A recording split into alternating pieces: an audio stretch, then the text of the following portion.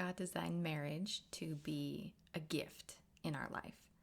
And He created it understanding how a man and a woman come together and how to bring individuals with their specific gifts and their unique strengths and their backgrounds. Like when God brings you and your husband together, He has a plan for the two of you together. There is a design behind that. There is a purpose behind that.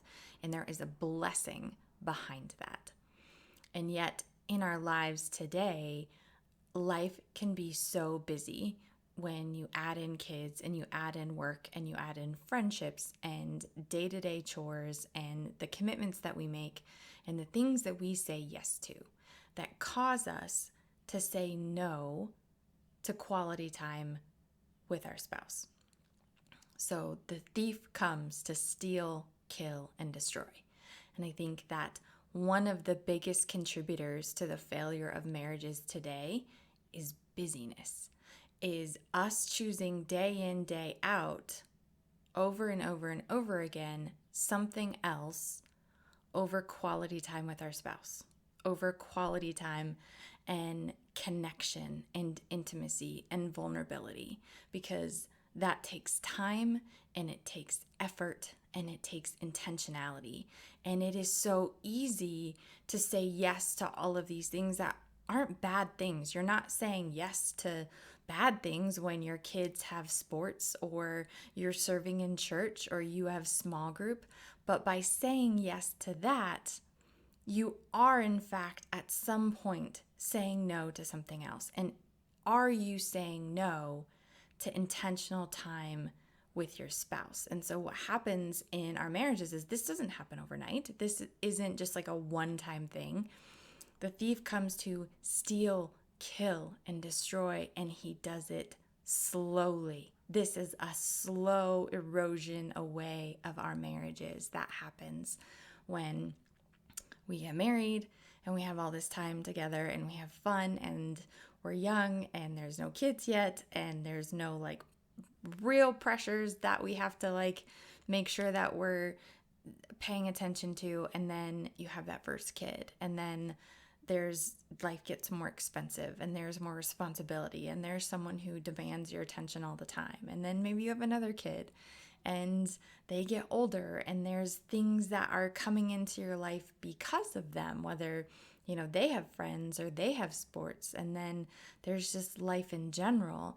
And it doesn't mean that we have to say no to all of these things, but we do have to understand where our priorities are, and we have to be aware of and intentional about the status of our marriage, about the health of our marriage. And if we're going in different directions all the time, if you're off this way and he's off that way and the kids are this way, that is not sustainable for a long time. If you do that day in, day out, week in, week out, year in, year out, your marriage will be affected by that. And we have to accept that. We have to understand and recognize that there are consequences to the lives that we lead sometimes. And sometimes it's mental health and it's anxiety and it's, sometimes that consequence is the health of our family. It's the health of our own inner peace. It's the health of our marriage. And so being aware of that first and foremost is the first step you have to take in deciding, okay, if I look at the state of my marriage and I see where it's at, one, do I spend enough time with my husband?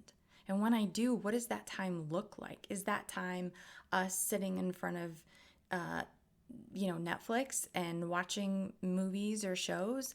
Or is that time, is it filled with connection? It's filled with quality. It's filled with an intimacy and talking. How do you feel when you spend that time with him? Is it life-giving or is it something that's maybe painful?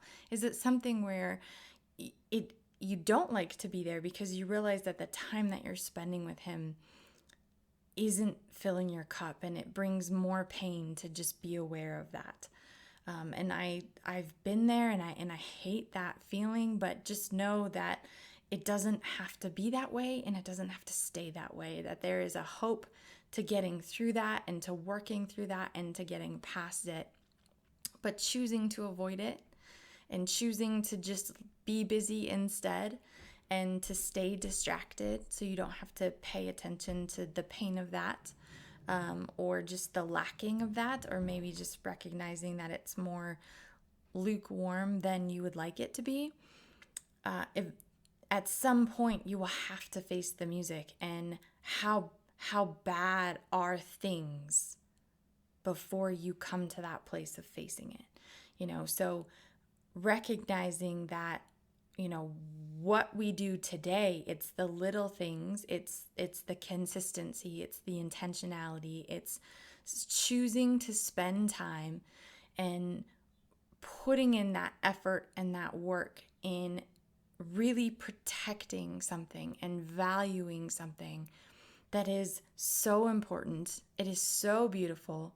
It is so powerful. Like that is love, that is family, that is connection. And, is that something that you're willing to risk losing? Is that something that you're willing to risk falling apart? And if the answer is no, then, just taking that step back to just look at it and be like, okay, where am I at now? Maybe it's you. Maybe you just are saying yes to too many things, and it's not that time with your husband is bad. Maybe it's super fun and it's life-giving, and you just need to say yes to that more.